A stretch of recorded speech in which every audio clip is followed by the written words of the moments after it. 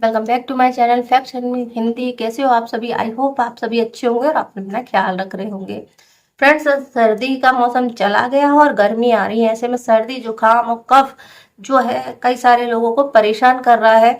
और आपको अगर हर सीजन पर ऐसा ही होता है और आपको बार बार ये इन्फेक्शन होता रहता है तो ये नॉर्मल नहीं है। हो सकता है आपको ब्रोंकाइटिस हो रहा हो। तो आज हम ब्रोंकाइटिस के बारे में जानेंगे कि ब्रोंकाइटिस क्या होता है और इसके लिए आप क्या ट्रीटमेंट कर सकते हैं।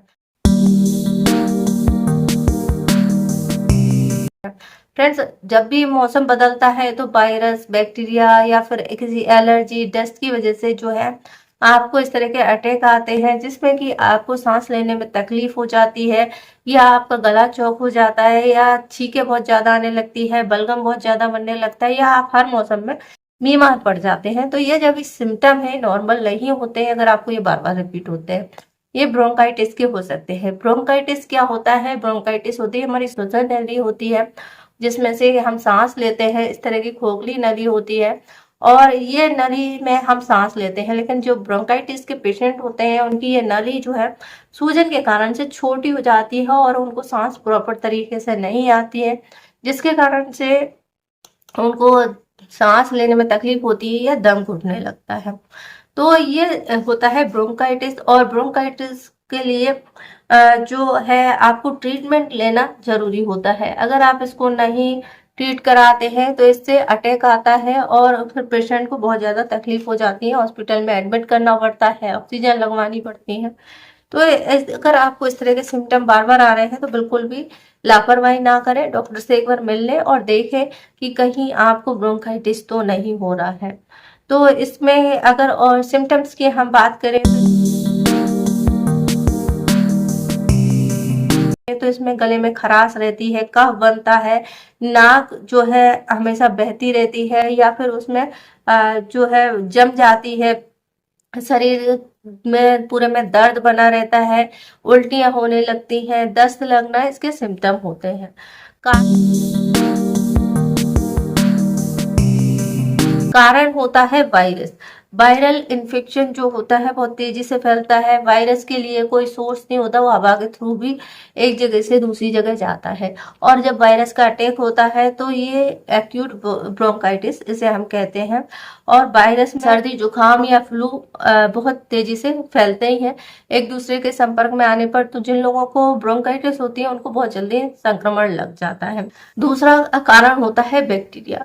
बैक्टीरिया इन्फेक्शन की वजह से भी ब्रोंकाइटिस हो सकता है।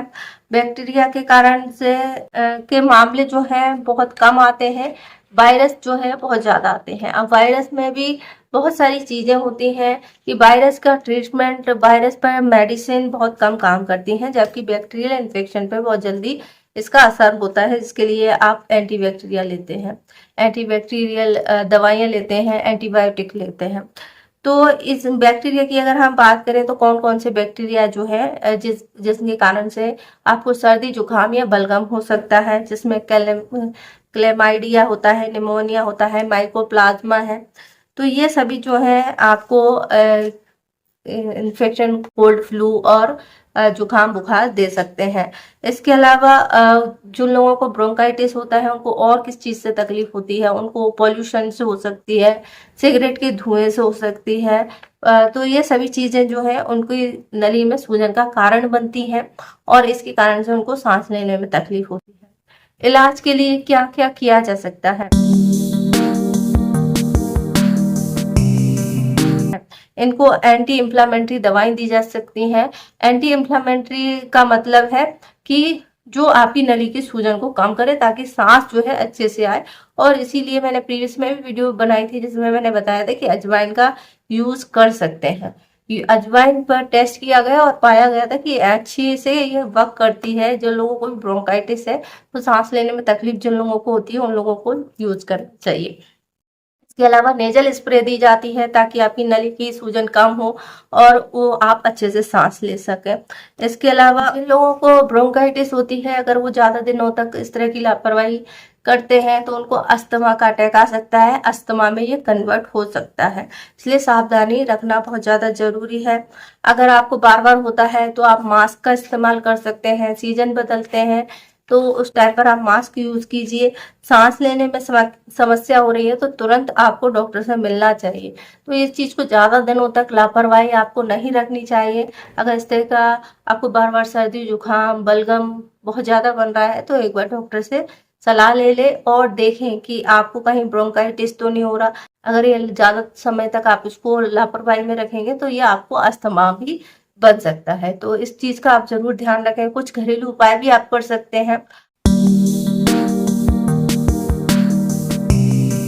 घरेलू इलाज में आप तुलसी का काढ़ा ले सकते हैं। तुलसी के काढ़े में आपको 2 लौंग और आधा इंच का टुकड़ा अदरक का लेना है और 2 काली मिर्च। इन सभी को अच्छे से उबाल लीजिए और शहद में मिलाकर इसको दिन में 2 बार ले सकते हैं, जो कि आपके सर्दी जुकाम और फलगम से आपको बचाएंगे। नेक्स्ट घरेलू तौर पर आप इलाज कर सकते हैं। अगर आपको सूखी खांसी भी हो रही है तो इसके लिए आप मुलेठी, हल्दी और अदरक इन सबको मिला लें और अच्छे से उबाल करके एक काढ़ा बना लें और उसमें 1 चम्मच शहद मिला करके इसका सेवन भी दिन में 2 बार करें। तो ये आपको होने वाली सूखी खांसी से राहत देगा और जो आपकी सर्दी जुकाम और बुखार और बलगम की जो समस्या है उससे भी राहत देगा। अब देखिए, अगर 3 दिन के बाद में आपको फायदा हो जाता है तो कोई टेंशन नहीं है।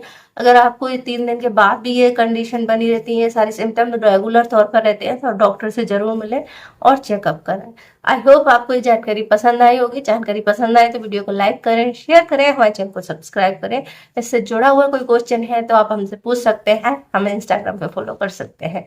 वीडियो देखने के लिए आपका धन्यवाद।